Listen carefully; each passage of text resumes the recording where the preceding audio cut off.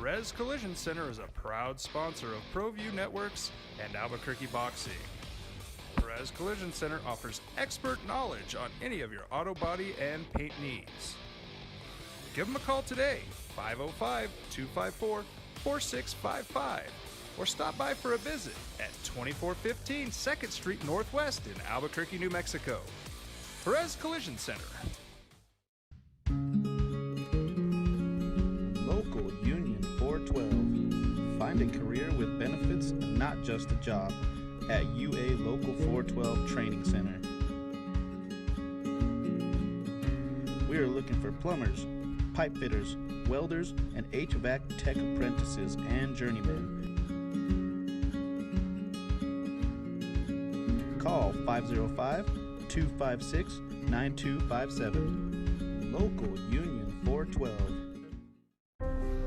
The New Mexico High School Coaches Association, established in 1941, is an organization of New Mexico's best and most professional interscholastic coaches. Coaches across work daily to help our student athletes excel in the classroom, on the field of play, and in our communities. Students that participate in interscholastic activities attain higher grades, higher graduation rates, and higher wages. Responsible for the North-South All-Star Games, statewide Coaches Award Program, and providing multiple professional development opportunities for New Mexico's coaches. Be a great coach by coaching beyond the game. Gecko's Bar and Tapas, a proud supporter of ProView Networks. It's been a fan favorite spot for food lovers and sports fans.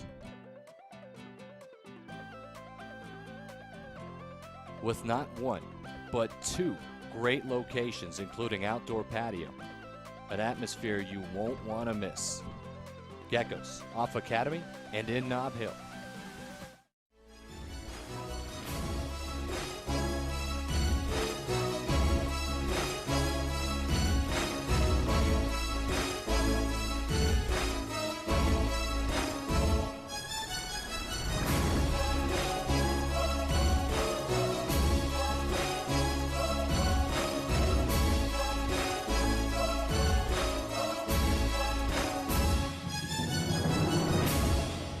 Good morning, Albuquerque, New Mexico, and the rest of the world. Leroy Lucero along with Michael Carlisle here on Red Menace TV. How you doing, man? Good. How about you? Doing okay.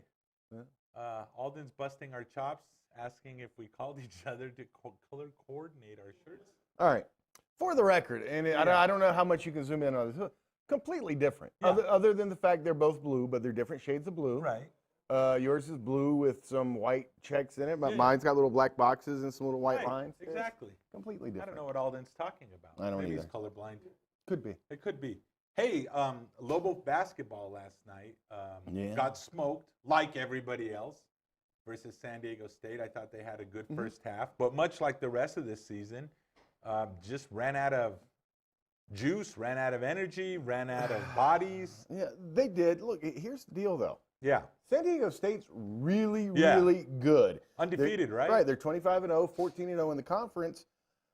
Quite honestly, and this was a big topic this week on the radio show, what did you really realistically expect to happen? I mean, from here on out, I think that the level of competition is a little more comparable to the Lobos. So that's really what you're going to judge heading into the Mountain West Conference tournament.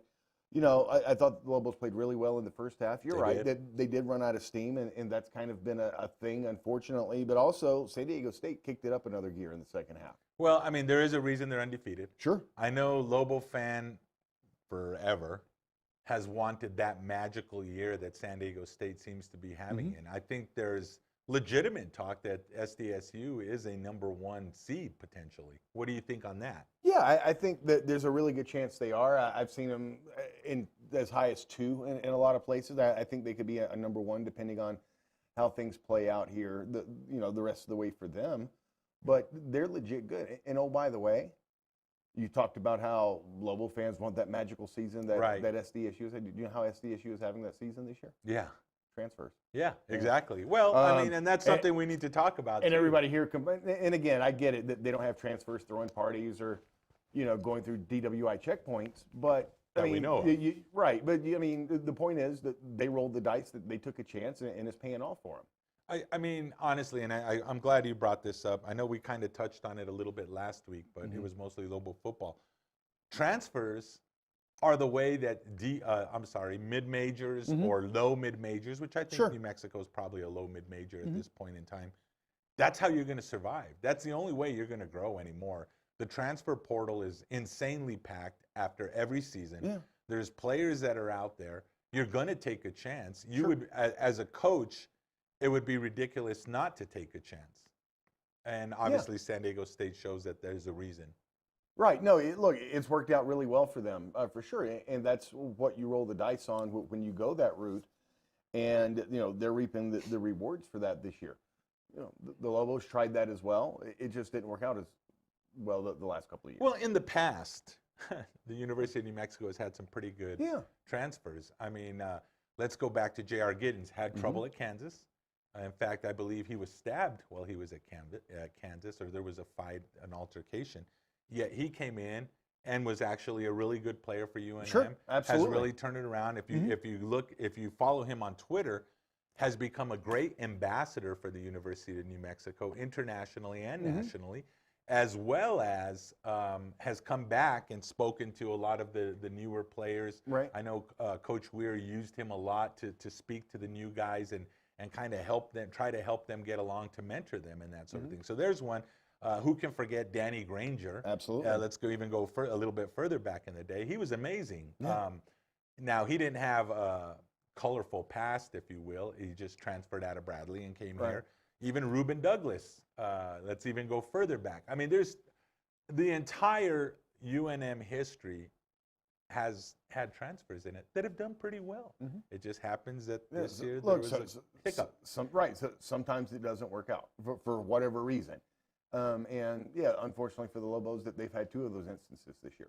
So you could probably even put 3. I mean, with Lyle, though that was not that big of a deal. I mean, I don't think it was that big of a deal. He's still on the team. He's still on the exactly. He's still on the team. Yeah. He paid his dues, or I should say, he paid the price for his crime. Yeah. What is it? Don't do the crime if you can't do the time. Beretta. Yeah. Do you remember that? No, okay. Yeah. All right. I don't know if he has a bird on his shoulder or not, though. Anyway, he did what he had to do. He stepped up. I think he had a decent game in the first half. All the Lobos did. Obviously, Hendricks had the greatest game last night for UNM, or the best game, I should say, for UNM. Towards the end there, I know the Lobos were a little tired, started trying to jack up those 3-point shots, step-back threes, and, they didn't fall. And here's the thing. Once again, and I hate to say this, like everybody's doing it, but everybody's doing it. I mean, that's like the new shot of a preferred shot. But you got to be able to make them. Look, the Lobos have had their games where they have made them. They've also had a lot of games where they haven't. They were 6 of 29 from 3 against the Aztecs. That's not going to win you a lot of ball games. Well, I mean, you have to look at the situation here, too. Manigault was in foul trouble, so he wasn't really a factor for most of the game. They still, I mean, I think Zane does a good job at the point. However, I don't know how much of a penetrating dish guy he is that gives those open shots. That's a problem.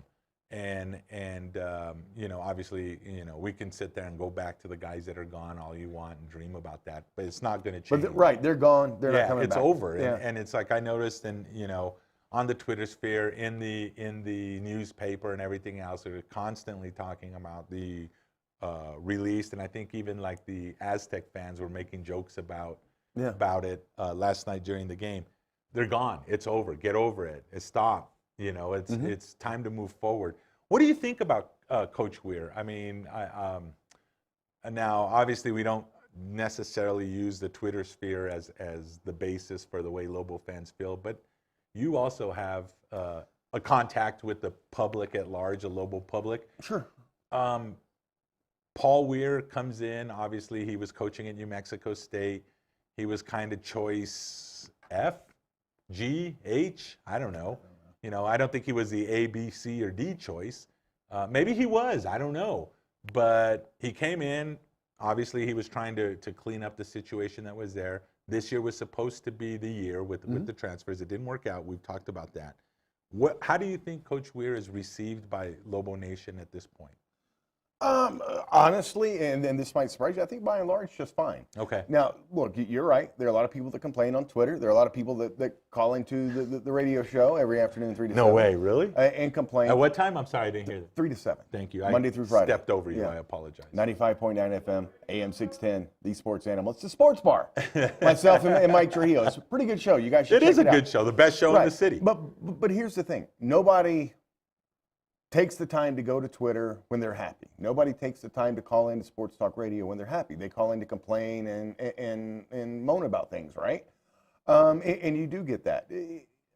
I personally, I don't know 100% what to make of Weir because, you know, we're in, what, year 3 now? Yeah. And each year, something's been missing. You know, this year, you know, we thought all the pieces were in place, and they got off to a really good start. They started out 13-2. Then you had the suspensions, and then Bragg came back, and then he got suspended and subsequently dismissed again. So, you know, you've been missing pieces the whole time. One thing I have noticed, and I know that Coach Weir is really big on the up-tempo offense, I don't know if they just don't spend a lot of time on defense or whatever they're trying to do on defense, the players just don't pick up. But defense has been a big question mark, I think, throughout the tenure here, especially the perimeter defense. You know, people talk about it this year. You know what? It was the same way last year as well. It was. And, you know, I think that's something that the coaching staff as a whole is going to have to figure out this offseason moving forward. But, you know, as far as back to your original question about Weir, look, this season has not turned out the way we thought it was going to. But I also don't think it's Paul Weir's fault that, you know, Caldwell got into the situation he got into. Brad got into his couple of situations. I mean, that's, if you want to blame him because he brought those guys here, all right, I can live with that. But I mean, you know, it's not his fault they went out and got into the trouble they did and had to be suspended. So I'm just going to say this. These are grown men. Yeah. I mean, they may be young men, but they are grown men. Well, Bragg's what, 23, 24? Right, I mean, he's not a typical college right. kid. Everyone's, yeah, I know what that's about. Yeah.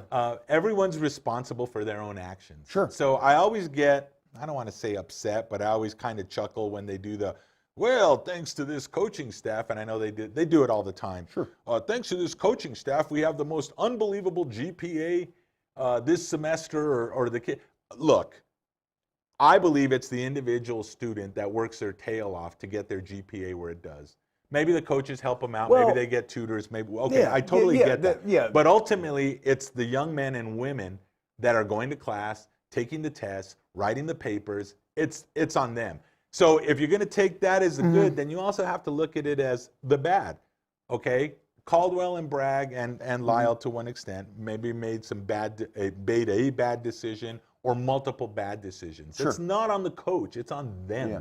Well, yes and no with your comparison. Obviously, all the programs at UNM, they put a big emphasis on athletics. Quite frankly, if the coaches just said, look, I don't care whether you go to class or not, just keep a 2.0 so you stay eligible and we're good, then that's what the players would do. Yes, I agree with that. So, you know, whether it's tutors, whether it's working when you're on the road, you know, they do put things in places. You're right. Ultimately, though, the player, the student athlete has to make that decision, you know, how hard they're going to work at it. But you do have to give credit to the coaches and all the programs and the university as a whole for putting the resources in place to give them a chance to excel. Back to the suspensions and all that, and Coach Weir's talked about this. Look, didn't have curfews on the guys this year. Maybe I should have. I mean, you know, you kind of trusted them to be adults, and quite honestly, a couple of them let you down. Yeah, and I'm sure things will change somewhat in the future if they haven't already. Sure. I mean, you learn, right? Yeah. You trust grown men and grown women to do the right thing, and Right. if they let you down, they kind of let you down. But if we notice, that kind of happens in the professional ranks as well. This isn't something that's just... Professional rank's a little different, but yeah, look, it happens lots of places. Yeah. You know, the colleges throughout the country, unfortunately. I mean, it's not to minimize it, but it's just the way it is. Shall we use the cliche, the nature of the beast? Good. I thought you were going to go with "it is what it is," but Oh, you thought I was going to go that way? yeah. I like nature of It's the the beast nature of the too. beast. Sometimes you It got to is what it change the is. cliches up because Sure. then that would be like a double cliche. You know, Leroy, at the end of the day, Yes. you just go out, you play hard, you trust your teammates, you put your best foot forward, and whatever happens, you know, you hope for the best, prepare for the worst. I could keep going with Yeah. with You Lane. forgot marathon, not a sprint. It's We'll a be marathon, back. not a sprint. We'll be back with more Red Menace TV, and who knows, maybe some more cliches. No marathons, though, or sprints. Or sprints.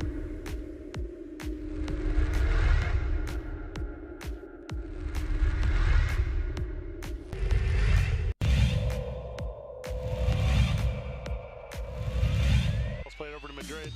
Plays it across the box off the dasher. It's settled. Shot on by Garcia. Trickles in. Goal.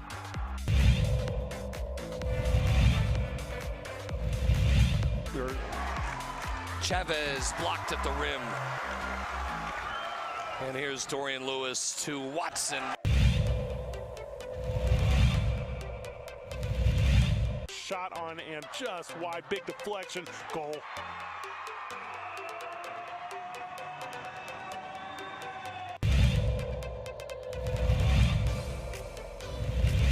Over this first field goal. Look at that. That's gorgeous.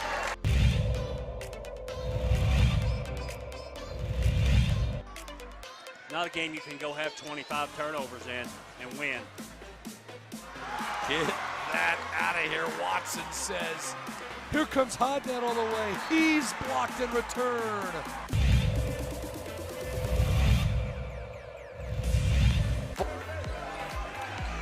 Dickey, did he get it off? He did, and he hit it.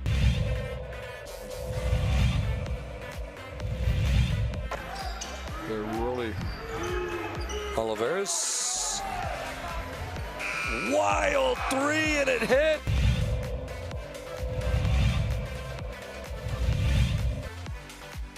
Another steal nearly by Hiron. It is a steal. Avalos ahead to Hiron. The two-hand hammer by Hiron. I knew he was going to put that one down.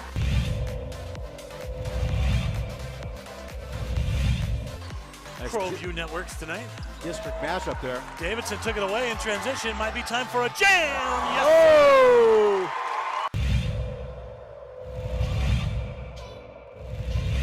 Nick Barton, watch him, coach. Watch the inbounder. Dumas Barton. Sanchez in the corner.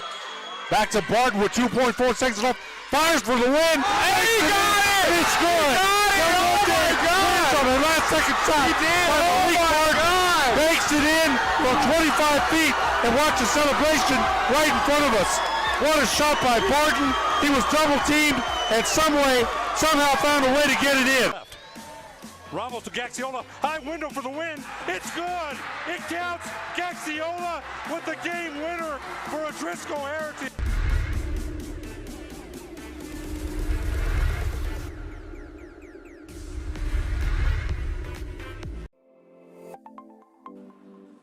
Get into the game with Garden Swartz Team Sales. They have everything you need, from screen printing, embroidery, and digital printing services, high school letterman jackets, and all high school and club uniforms and individual and team apparel with the most reliable brands like Speedline, Rawlins, and Wilson.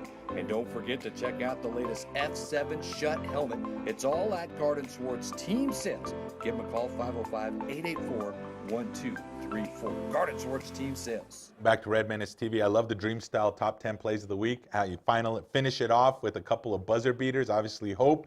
And then my man Gaxiola there from a Trisco Heritage hits that one. I like the way it one part of the rim, the second part of the rim drops in. Boom, there's the game winner.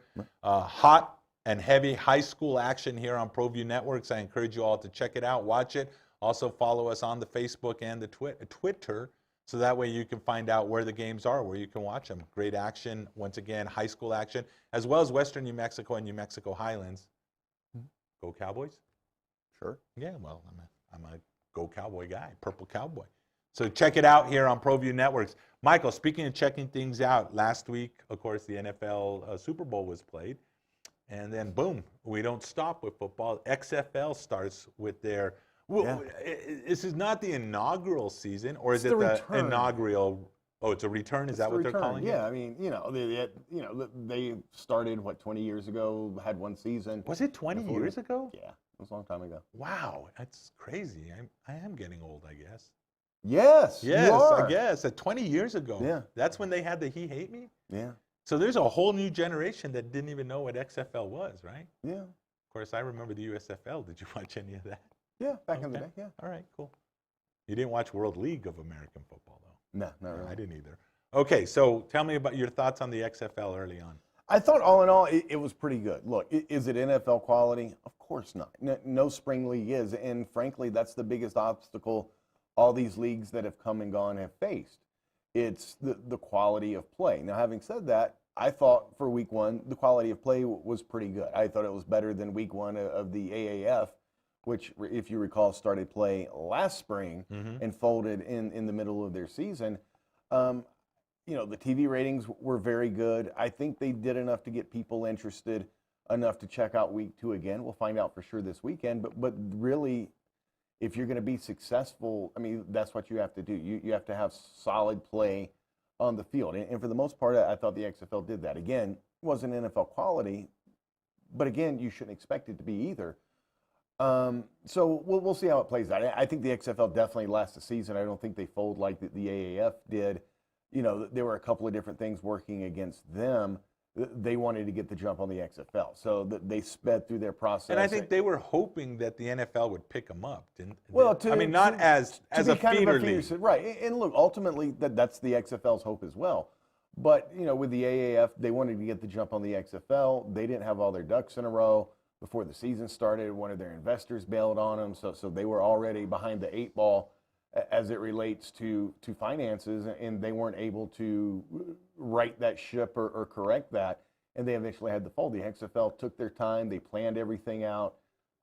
They have a business model. They've stuck to it. So, I think they last the season, but that's not really how you're going to judge success. Do enough people care to bring the league back next year and the year after and the year after? I think they're off to a good start, but really the work's just starting now for them because you want to keep those people interested. Now it's the shiny new toy again. We talked. It's been 20 years. Plenty of leagues have come and gone. Sure. Well, I shouldn't say plenty. Yeah, There've been a lot. The World There've been a League lot. there Yeah. in Europe, and then you mentioned the AAF. Some differences with the XFL. I think it's a lot more physical. In some ways, yes. In some ways, no. Okay. The kickoff rules. So, everybody doesn't go running down the field. The two sides line up. The kicker gets to run and kick, but you don't get to engage until the receiver catches the ball. So the thought there is you can still have kick returns, but you don't have guys going top speed at each other and clocking each other. And so the hope is that cuts down on injuries. There are no extra points. You can go for a 1 point, a 2 point, or a 3 point conversion, depending on where you put the ball. Okay. And I think both those things the NFL will look at. I think the kickoff thing probably has a chance for the NFL to experiment with. Not sure about the 1, 2, or 3 point conversions. But, the other thing, and you didn't see a lot of it, but common sense replay. Right. Which, look, the NFL's king and is always going to be king. But that's one of the knocks on the NFL. Well, why do coaches throw the challenge flag if you know they're not going to reverse it? Specifically on pass interference. The XFL, at least through week one, their replay review system seemed very common sense, very smart, and they got the plays right. You brought up the pass interference instant replay, which is a joke. It was a joke this year, for sure. I mean, do you think NFL keeps that, or do you think they get rid of that? Do you think they keep it in hopes that coaches don't throw the flag? Maybe. Because there was a lot of plays that, honestly, you look at it, it's like, yeah, that's interference. And they're like, no, we're not reversing it. Yeah. It's like the referees are like, no, we want to keep this to ourselves. Yeah. At what point in any of these leagues do you start? Because, I mean, what's the old saying? There's holding on every play. I mean, do we start breaking it down to holding calls now? Do we start breaking it down? No, I don't think you do that. But when there's egregious pass interference and a coach throws a flag, it should be called. So how many games did you watch this year in the NFL where there was egregious pass interference, the flag was thrown, and they didn't do anything with it. A It lot. seemed like there A was lot. all of them. Oh no, dude, you're I'm trying to 100% remember. right. I'm trying to remember if I even saw a play. There were a couple. Were there? Yeah. Maybe you watch more football than I do. Do you have the ticket? Maybe that's it. Yeah, Because I can't I do recall actually, yeah. one There where I were saw that. There were a few, but yeah, honestly, there weren't many, which really kind of made it seem like a waste of time, right? Well, I mean, even in the Super Bowl, Kittle gets called for. Well, of course, that was in the booth. It was in the 2 minutes, so Right. so they couldn't call. But I mean, to me, that was classic offensive pass interference. He armbarred him twice, and, and caught the pass. And they called that pass wasn't a booth, interference. right? No, that wasn't a booth call. That they threw the flag on the play. Right. No, but I'm saying the booth could have come back and said, "Let's erase that." Yeah. Okay. I mean, I'm just saying there's an argument that could be made that but was that was not the a- right call. I agree. I Yeah. agree 100%. I'm just saying an argument could be made. Had that been outside of the 2 minutes, would the coach have thrown the flag? No. You don't think so? No. I think you would have, because that was a Pivotal moment. If it wasn't called right. San Francisco coach, I'm sorry. Okay. Yeah. No. Well, yeah. Okay. But maybe. But he wasn't going to win that. Right, I know. But I I'm mean- just saying, it seems like there were so many calls that were just Yeah. a joke. Also, XFL, something that was kind of interesting was after a kid fumbled, or I shouldn't say a kid, after a man fumbled or there was a mistake, they go and shove a microphone in their face. Right. What did you think about that? I like that. You did? Okay. And again, that's something the networks wanted to do because, frankly, they want to eventually do that in the NFL. You did have the misfortunate instance in one of the games where they did that and player dropped an F-bomb. But you saw that in the championship game, I believe, as well. Didn't Kelsey drop an F-bomb in there? I've seen a few of them. Yeah, that was post game. But yeah, in the heat of the moment, right after a play, and you're coming off the field, unfortunately, that's something you're going to have to deal with if you want to interview players during What do the you do? game. Put a on the delay sideline. on that? Is that the only way you can handle that? Yeah.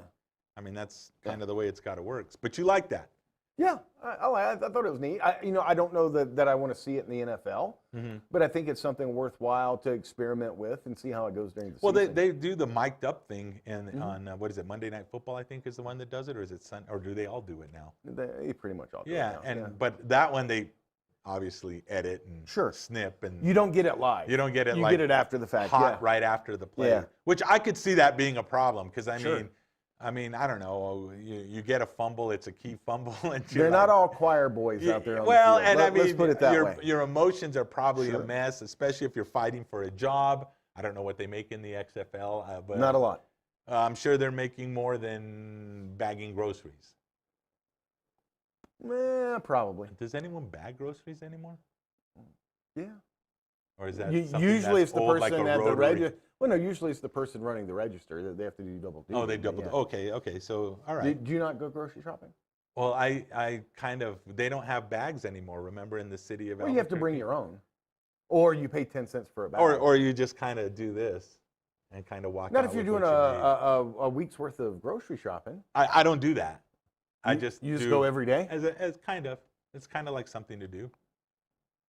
You must be hard. The school life must not be for you, dude. I got nothing to do. I think I'll just go to the grocery store. Well, yeah, I wish it was that simple. But anyway, so XFL, you're giving a thumbs up for now. For week one, yeah, absolutely. Yeah, I think you mentioned they had great ratings. There's a lot of talk on Twitter, which who knew that Twitter was going to be the social media platform that gets everyone excited for anything sports and politics and lifestyle. Been doing it. But it is. Been doing it for years. Yeah, well, it seems like they're pushing that through. So and we only have 30 seconds. You have UFC on Saturday night? Yep, UFC Rio Rancho out of the Star Center. It should be a lot of fun. A lot of Albuquerque fighters on the card. Is it sold out or pretty close? Tickets are still available. Tickets are still available. Awesome. So I encourage each and every one of you to go check it out. For sure. It'll be a lot of fun. All right, Alden, are we done? Alden says we're done. Then we're done. All right, well. By even the though- way, long sleeve, short sleeve. Yeah, exactly. Nothing I know, alike. nothing alike. Yeah, For nothing Michael else. Carlisle, for the colorblind Alden Iowani, this is Leroy Lucero. We'll see you next week. God bless you all.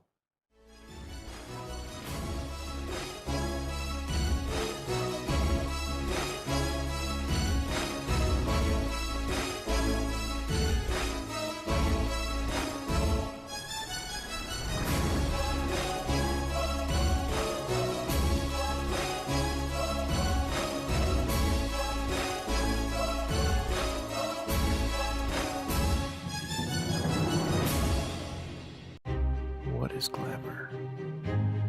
Frailty. What is desire? Diamonds. They say a life lived without passion is hardly worth living. Ma'am? Ma'am? Ma'am? Dang, this one made me feel all special.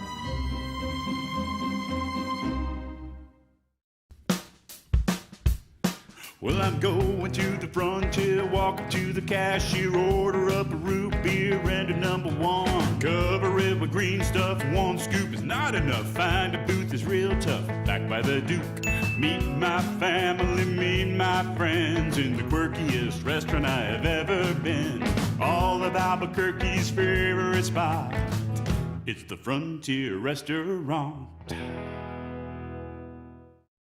The Frontier Restaurant is a proud supporter of ProView Sports Network. Don't sacrifice quality and flavor when you're in a hurry. Golden Pride offers ribs, fried chicken, green and red chili, breakfast burritos, and Frontier Cinnabons. 4 great locations, or visit us online at goldenpride@abq.com. Golden Pride Barbecue Chicken and Ribs, proud supporter of ProView Sports Network.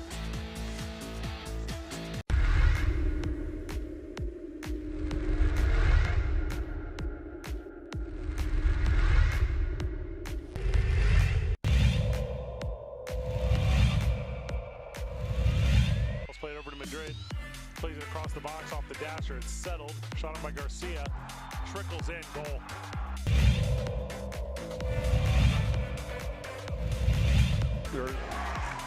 Chavez blocked at the rim. And here's Dorian Lewis to Watson. Shot on and just wide. Big deflection. Goal.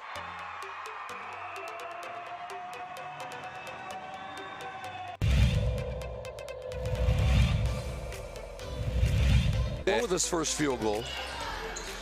Look at that. That's gorgeous.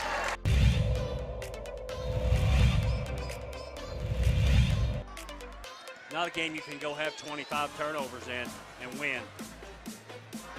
Get that out of here, Watson says. Here comes Hodnett all the way. He's blocked in return.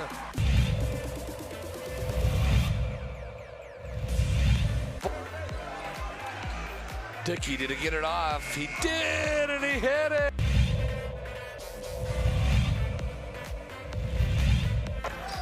They're really Oliveras. Wild 3, and it hit.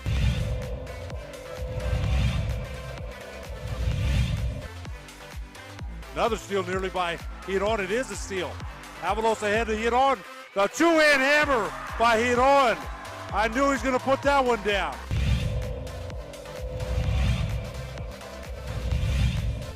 ProView Networks tonight. District mashup there. Davidson took it away in transition. Might be time for a jam. Yes. Oh!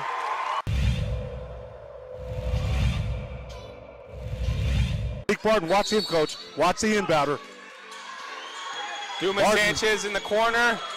Back to Barton with 2.4 seconds left. Fires for the win. And he got it! It's good. Oh my God! On the last second shot. He did. Oh my God! Bakes it in from 25 feet and watch the celebration right in front of us. What a shot by Barton. He was double teamed and somehow found a way to get it in. Ramos to Gaxiola. High window for the win. It's good. It counts. Gaxiola with the game winner for a Driscoll Heritage.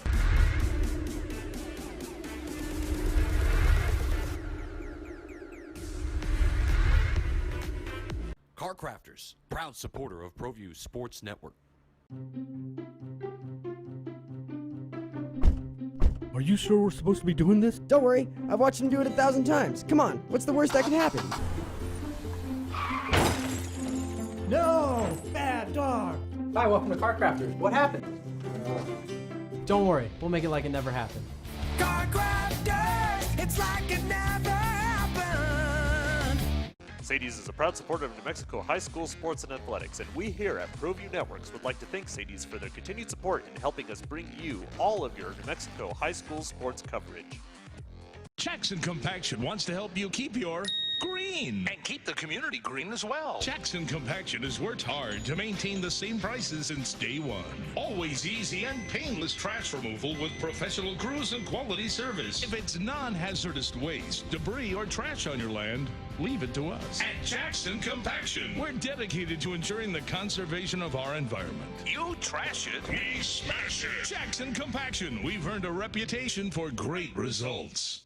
St. Clair Winery and Bistro has been renamed in honor of our founders, the Lascombe family. D.H. Lascombe Winery and Bistro continues to deliver the same exceptional wine and food experience you've come to expect since 2005. Visit us today, D.H. Lascombe Winery and Bistro. Stop living with summer heat. Get a super efficient AC systems from Sunshine Plumbing and Heating and eliminate all worry for a full 10 years. Now that's a bold guarantee. Call now and get your free system design consultation and learn more about how our bold guarantee can help eliminate your worry for a full 10 years. Comfort you can afford. Call Sunshine Plumbing today, 296-3188.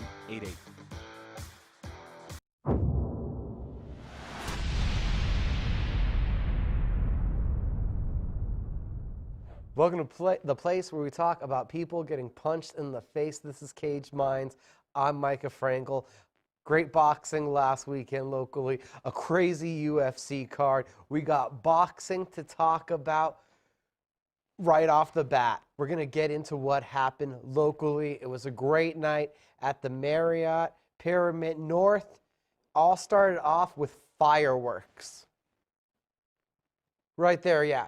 We had Cold War 5, a great night of action. Not sure if my slideshow is working or not because it's taking a while longer than I thought, guys.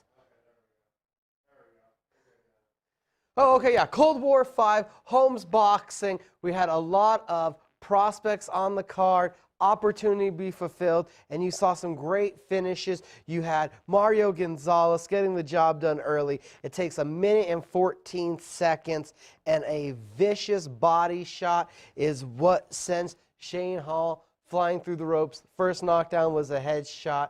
That was a quick, violent, rough finish. Mario fights this weekend again in El Paso. Esteban Seguro makes good on his pro debut. It was early going to the head, and when he couldn't take Armando Cornero down with the headshots, he switched up the attack, going to the body, getting the finish. Fight of the night, it goes all 4 rounds.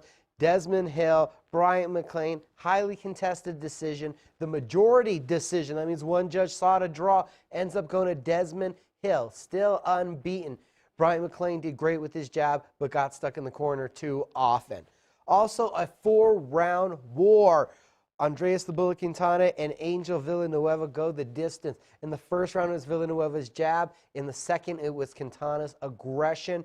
In the third, it was the frustrating tactics and stutter step of Villanueva, able to land the big shots. And then in the fourth, Quintana came back with the aggression. It's a draw. India Smith shocks the crowd. I'm talking about shocks them. 3 knockdowns in 1 minute and 3 seconds. We're talking about 63 seconds to get 3 knockdowns. A big victory there in her pro debut, shocking the local crowd. And it was 1 left hand. It was 36 seconds. Roberto Duran Jr. puts to sleep David Vargas. That is a just wicked left hand, hands of stone, just like his father. That wicked knockout power shown through the bloodline. We got post-fight interviews with all the winners up at CagedMinds.com, and it was incredible just to see the crazy fanfare for Duran Jr. after the fight, the line for the meet and greet. Hadn't seen star-studded fanfare and kind of that atmosphere locally in quite some time. A star was born on Saturday night. I may have jumped ahead and got the slideshows all wrong, but I did want to talk about MMA next, and we had Invicta FC. We're jumping back to Friday night. It was UFC Fight Pass, the all-women's promotion there from Kansas City, Kansas. We had a great head kick knockout. Aaron Blanchfield taking out Victoria Leonardo.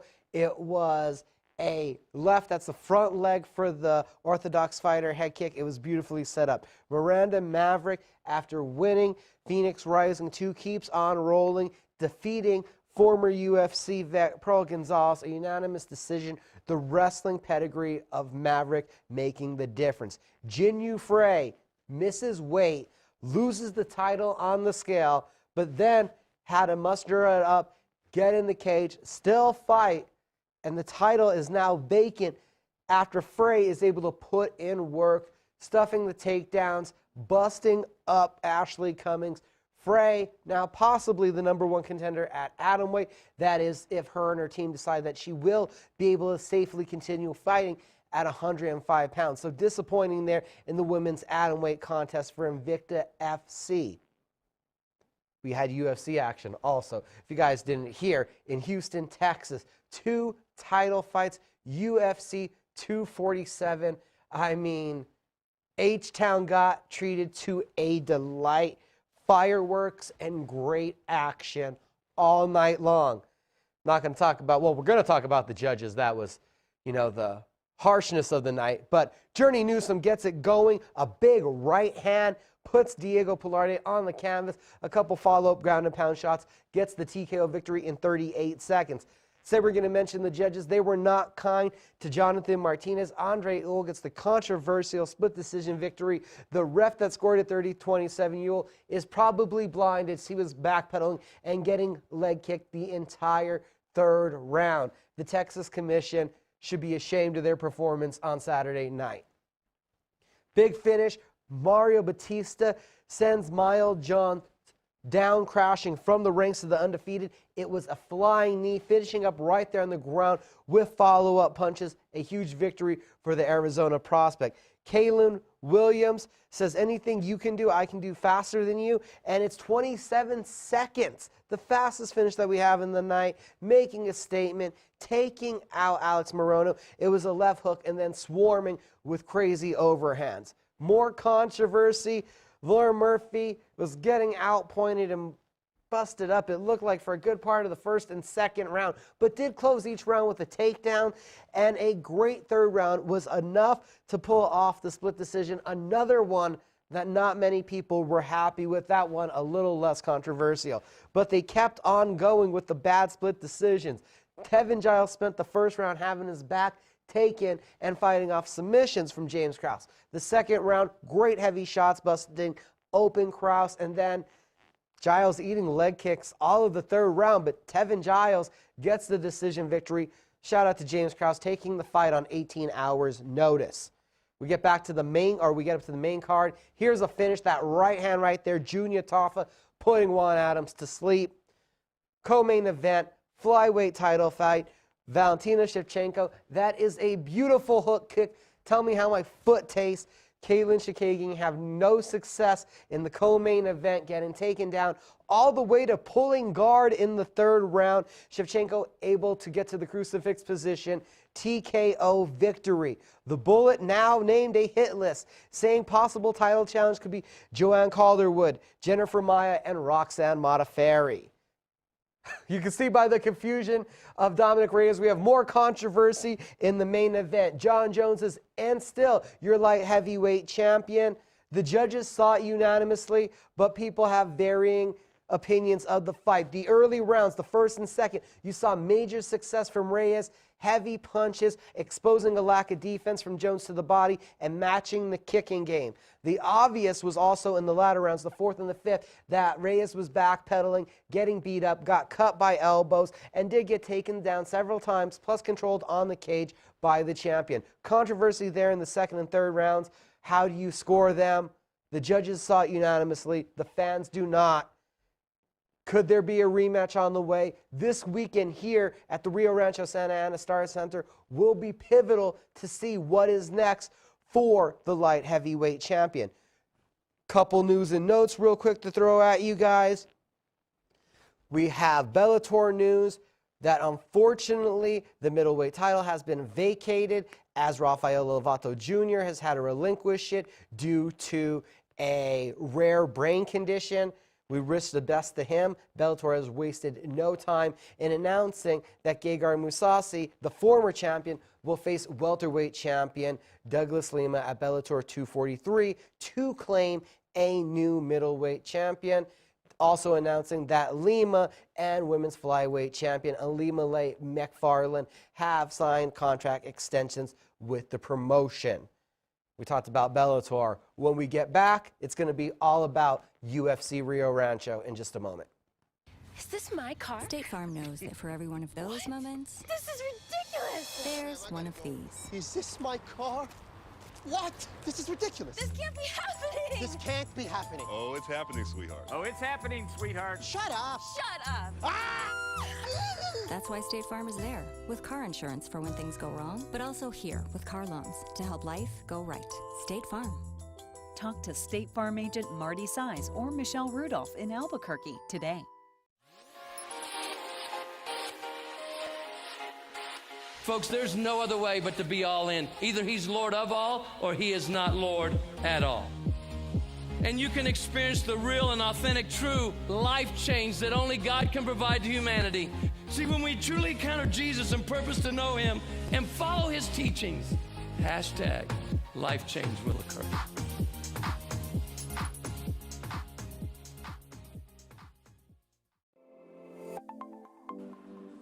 Get into the game with Garden Swartz Team Sales. They have everything you need, from screen printing, embroidery, and digital printing services, high school letterman jackets, and all high school and club uniforms and individual and team apparel with the most reliable brands like Speedline, Rollins, and Wilson. And don't forget to check out the latest F7 Shut helmet.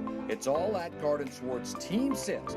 Give them a call, 505-884-1234. Garden Swartz Team Sales.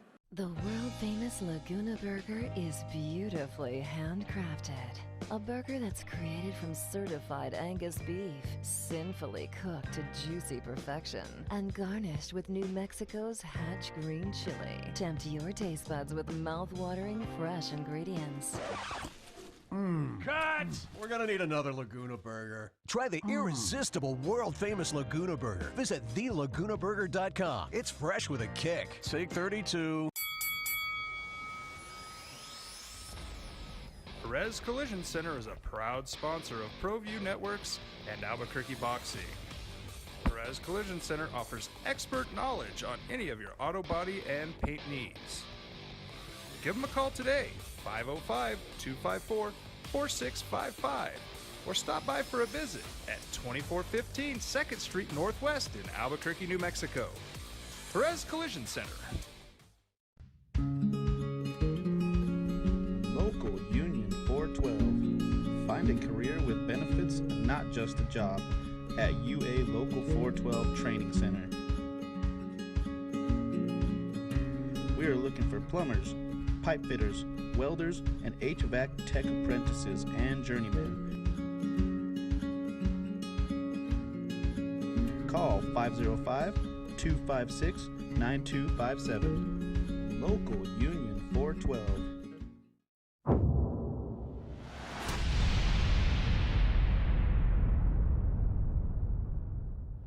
Time for some more face-punching talk.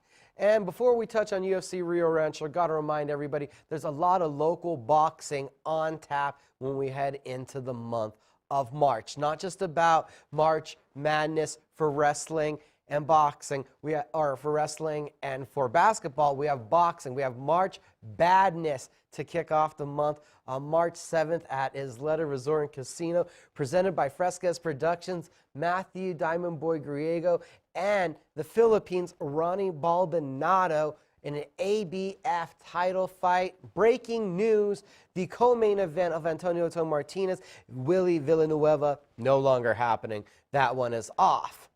Then 3 weekends later, right here on ProView Networks, you have Legacy Boxing Promotions returning for March Madness. Jason Sanchez, Aaron Angel Baby, Jose Luis, Gabe Gabaldon, the pro debut of Leonid Gachev. A great card coming together from Legacy Boxing Promotions, highly featuring the top prospects from the Sanchez brothers and Pettis brothers boxing gym. So don't forget, those are coming up here on tap in Albuquerque. But this weekend, the Santa Ana Star Center hosts the UFC, and I mean, it is the first time in 6 years that they're back. A ton of locals on the card, former title challengers Ray Borg. Breaking news this week that former inaugural women's flyweight champion Nico Montano has suffered an MCL sprain. She is off the card. Macy Chiasson is now facing Shani Young. You also have Landon Venata taking on Yancy Medeiros. Tim Means versus Daniel Rodriguez. So a ton of local flavor. And I got to talk with the former bantamweight, two-time title challenger John Dodson this week to get his thoughts on taking on Nathan Woods. Taking on Nathan Wood, and looking at his record, 2 of his 3 losses come by submission. We know you are well versed, but love to bang it out. Is there a chance that we see you try to exploit that hole? I mean, we don't know. It's mixed martial arts for a reason. If he gives me the opportunity to choke him out, to put him to sleep, or I can go ahead and knock him out, whatever the option he's going to give me, I'm going to make sure I can jump on it. Looking for the finish, so I'm going out there to kill. Joined by John Dodson, talking about UFC Rio Rancho. How you doing, sir? Doing good. I'm excited to get ready for this fight. Like, I got 1 week away, and I'm going to put somebody to sleep. I believe you're the old, you and Diego, 6 years later, still on the card, still in the UFC. How does that feel? It's amazing the fact that I get to go ahead and be on this card with not only my teammates, but a lot of people that I grew up with, like Tim Means, and we're excited to put on a show for our fans. What do you think about the longevity that, again, not everybody on the roster is still there from when we saw the UFC last 2 or 6 years ago? Well, touche, like the fact that everybody has grown, either left the UFC or have been retired or anything else. It's amazing the fact that I still got the job with the UFC and that I'm still going as strong as possible and still looking for a title. And that was a huge performance we saw on your way to flyweight title contention there against John Moraga 6 years ago. Do you feel like you have the same feelings here? You know, you did right, after the last 2 fights. Do you feel like this could go after next springboard? Of course. The last fight against John Moraga, I did come out for a loss, and then I made sure that I'm going to come back even stronger by doing the exact same thing. I came out for a loss for this one, put on a strong performance, and then be looking for that title for the next fight. How does it hit you when Nathan Wood has comments coming out before the fight? How much he looked up to you, how much he's admired you, that you're the point of your career where guys are talking about you having been one of those lightweight pioneers? Well, that's amazing, the fact that I get to be a pioneer for him, and then he gets to fight a legend. And now let's go ahead and see if he can cement his claim. Can he get past the starstruck stage and not get knocked out, or is he going to put me to sleep? We're going to figure it out. But in my opinion, we already know that I'm coming out stronger than him, and I'm going to be hitting him a lot harder. He's going to be sucking in a lot of air, not being able to breathe, and I'm going to put his lungs to the test. How much of an advantage is that for you fighting here at home, and you've been in the elevation all your life? Man, I've been part of this elevation this whole time, this whole fight camp. It's not going to be anything brand new to me. It's going to be new to him once he figures out that the air out here is a lot thinner than possible. He's on an 8-fight win streak, 3 in the UFC. Do you have to almost take away his confidence early? I've already taken away his confidence by him making all the posts and making comments about how he admires me. That means he's coming into this fight now and he knows that he has to be in a real fight. He's not fighting these guys who are up-and-comers coming through this. He's fighting a true veteran that he's going to have to step up his game, and if he has to be prepared for everything that I have to show, not what he has to show me. I can see it. You made changes recently to your camp. Can you discuss a little bit of those? I made sure I can change up my whole lineup while pretty much having a whole lot of killers.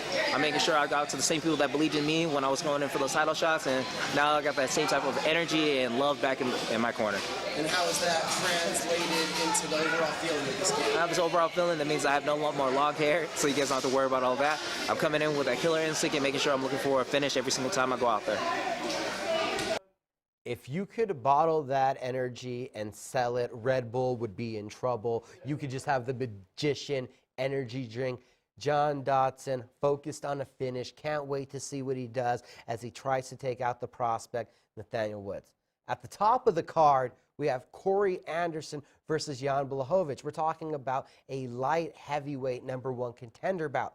That's how it's been pitched. That's how it's been sold. Now, after the controversy between John Jones and Dominic Reyes, there's an emphasis on both of these gentlemen needing to get a finish to be able to lay claim to that #1 contender's position and really get after John Jones. If not, if this one goes to decision on Saturday, Dominic Reyes probably earns himself a rematch, you know, by proxy. But before we saw what happened with Reyes and Jones, I actually caught up with Corey Anderson at Cold War 5 to get some comments, you know, just some random talk about being here in New Mexico and a little bit about the upcoming fight. Corey Anderson, headliner, UFC Rio Rancho. How you doing, sir? Doing good. How about yourself? I'm doing good. So how's it getting acclimated to that elevation out here? To be honest, it didn't bother me at all. I think it's because I trained at Colorado Springs and I wrestled a lot. So we've been out here 2 days. Been running sprints. We did a sparring session today. We did a lot of shit. And I haven't been breathing hard. I feel good. I'm sleeping good. My energy is good, so I'm ready to go. Saw right when you got into town, you got in a session with Diego Sanchez. What was that like? It's cool. I mean, especially he's been a legend in the game. Not only to me, but he's the Tough 1 champ, and I won Tough 19 probably, 10 years down the line. For us to link up and train together now is awesome. You know, I've always been a follower of him. I've always been a fan of him. His style is go out there nitty gritty and get to it, and to train and hang out with him and his coaches for the last couple of days has been pretty cool. Now, everybody's been talking about it with the fight coming up. You're on the big 4-5 win streak, and that win over Johnny Walker was huge. How big was it for you to get that finish, to just get some more recognition? I mean, as for getting the recognition, it was pretty big, and I needed it for me to get to a title shot. But for me personally, it wasn't that big to me because I felt it was supposed to happen. You know, Johnny Walker hadn't been here that long. He only been here a hiccup. 3 fights, and I had 14, so I was supposed to go out there and do that. That's exactly how I was supposed to go.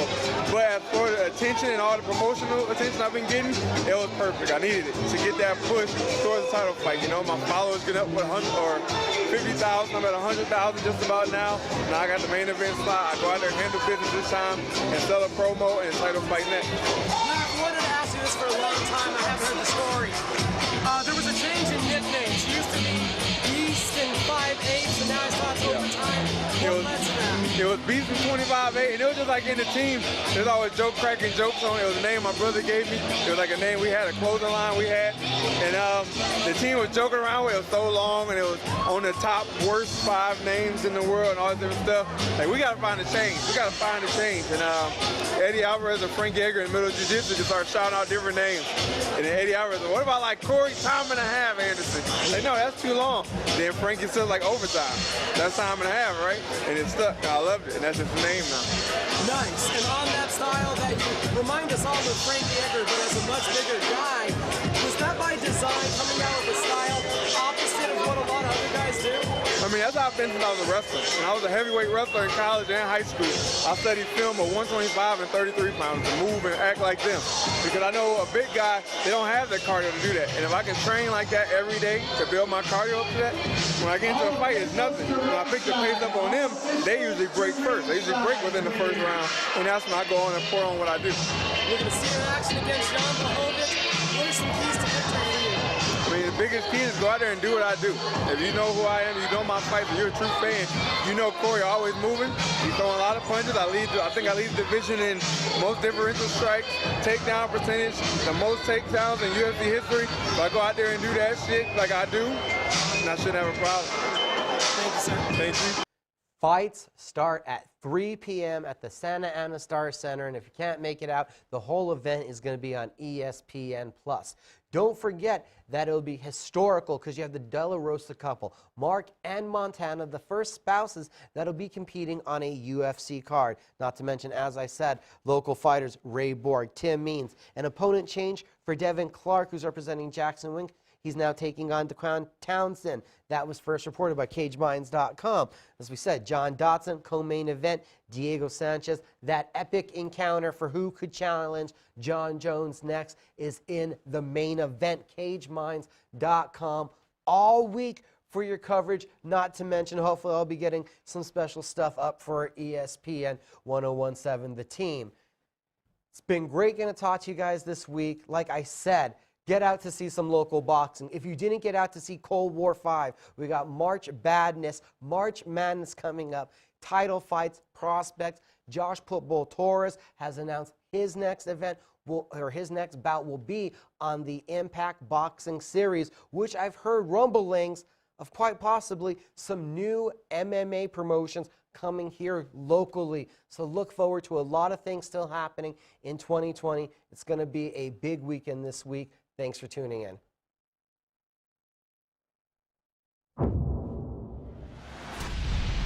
I just mentioned Josh Torres. What was that? The New Mexico High School Coaches Association, established in 1941, is an organization of New Mexico's best and most professional interscholastic coaches. Coaches across work daily to help our student athletes excel in the classroom, on the field of play, and in our communities. Students that participate in interscholastic activities attain higher grades, higher graduation rates, and higher wages. Responsible for the North-South All-Star Games, statewide Coaches Award Program, and providing multiple professional development opportunities for New Mexico's coaches. Be a great coach by coaching beyond the game. Gecko's Bar and Tapas, a proud supporter of ProView Networks. It's been a fan favorite spot for food lovers and sports fans.